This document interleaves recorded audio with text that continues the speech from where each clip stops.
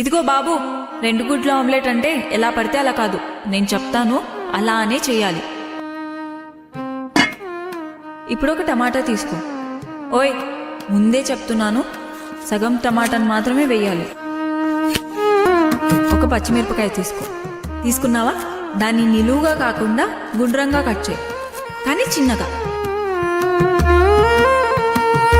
ఇప్పుడు ఒక ఉల్లిపాయ తీసుకొని సన్నగా తరుగు. అయిపోయిందా? ఇప్పుడు ఇవన్నీ తీసుకొని ఒక గిన్నెలో వేసావా? ఇప్పుడు 2 గుడ్లు కొట్టు. ఇదిగో, ఇప్పుడే చెప్తున్నాను, అందులో పెంకు పడిందో అయిపోయావే. కొంచెం ఉప్పు, కొంచెం కారం వేసి బాగా కలుపు.